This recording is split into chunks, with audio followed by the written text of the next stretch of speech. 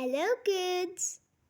Today we will learn about wild animals. Where do wild animals live? Wild animals live in forest. Name 6 wild animals.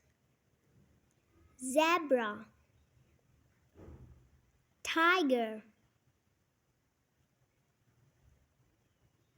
giraffe, lion,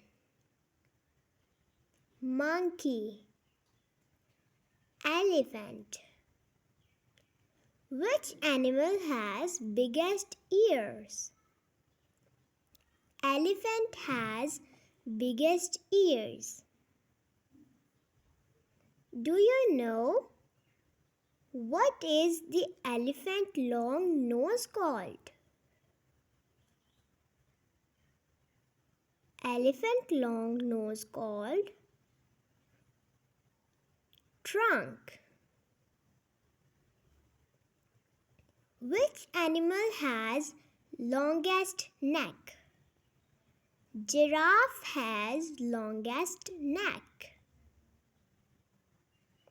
Which animal has black and white strips?